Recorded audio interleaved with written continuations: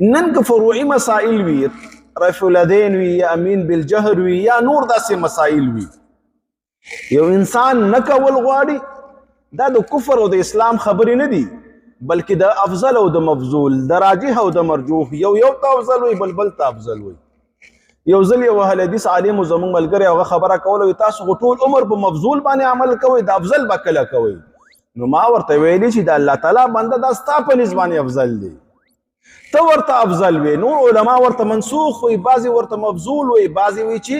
رفع الیدین افضل دي، بعضې وایي عدم رفع الیدین افضل دي، بعضې وایي امین بالجهر افضل دی، امین په خفیه باندې افضل دی.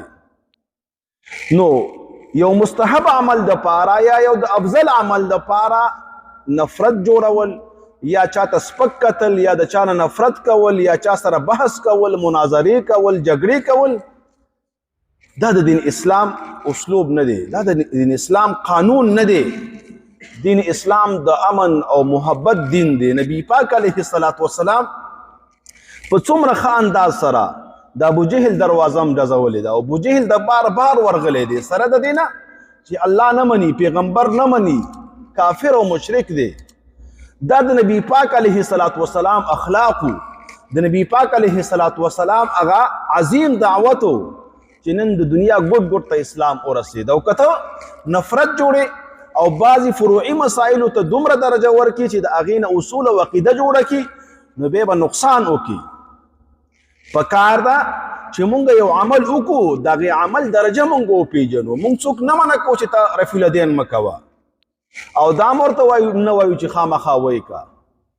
که کوم عالم نه ته متاثر او د کوم عالم قول ستا خوښیږي او هغه وایي چې دا افضل دی او ته پرې مطمئن یې، بلکل یې کوه، تا څوک نه منع کوي.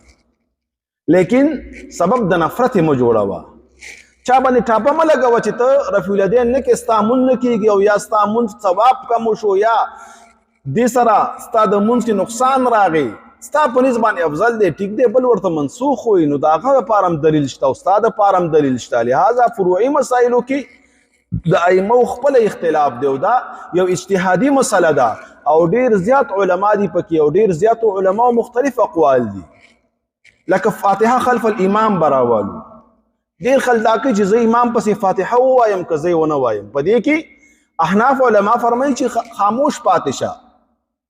وإذا قرأت القرآن فاستمعوا له وأنصتوا.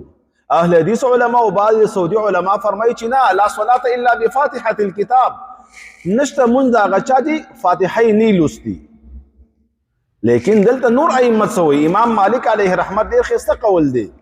ورسره په دې کې امام ابن تیمیه، امام ابن قیم ملګری دی، هغه فرمایي چې کله امام لګی وي نو ته غلی پاتې شه، او چې کله امام خاموش وي نو ته بیا وایه. نو دا یو بهترین قول دی، زه خپل هم په دې باندې عمل کوم. یو طرف ته که څوک وایي چې زه قول د اهل حدیثو خوښوم یا د سعودي علماو خوښوم یا په دې حدیث باندې عمل کوم چې لا صلاة الا بفاتحة الكتاب، نو ټیک ده، ته سورة فاتحه وایه، تا څوک نشي منع کولی، تا ته افضل خبره دا ښکاري د عالم د دې قول نه متاثر وي. بل طرف ته که یو عالم دا خبره کوي چې نه، الله تعالی حکم کړی او د دې نه دا معلومیږي یا د مقتدی دپاره امام کافی دی یا د امام قرت د مقتدی دپاره کافی دی، ډېر احادیث په دې کې جانبینو ته شته. نو خپل عالم چې ته د چا نه متاثر یې او د چا نه مطمئن یې، په هغې باندې عمل کوه، ټیک ده، بل ته غلط مه وایه. اجتهاد کې حدیث کې راځي یو مجتهد چې کله اجتهاد وکړي او دا په اجتهاد کې صحیح لاړ شي نو دا لپاره 2 اجرونه دي، او کدا خطا شو نو بیا د لپاره یو اجر دی د اجتهاد او د کوشش او د مهنت. لہذا فروعي مسایلو کې چاته د کفر نسبت کول، د چا نه نفرت کول، چاته سپک کتل او چاته دا ویل چې ستا د مونځ ثواب کم شو یا ستا مونځ نه کېږي، نو دا خبرې ټیک نه دي. امت مسلمه رايوځای کول پکار دي. امت مسلمه د فروعي مسایلو د وجه نه تتر بتر کول نه دي پکاره. الحمدلله الحمدلله دا زمونږ د جماعت یو امتیاز دی چې الله تعالی مونږ ته را نصیب کړی دی. زمونږ په دې مدارسو کې عام اهل حدیث طلبا هم ناست دي، احناف علما طلبا خپل شاګردان را لیږي، مونږ د چا نه نفرت نه کوو. الله تعالی دې مونږ ته توفیق راکړي چې صحیح دین په ځان کې راولو. نو دلته نبی مهربان صلی الله علیه وسلم عائشہ صدیقی رضی الله تعالی عنها ته فرمایي زړه مې غواړي ګوره د الله تعالی نبی زړه غواړي او بیا هم د عمل نه کوي یو فتنه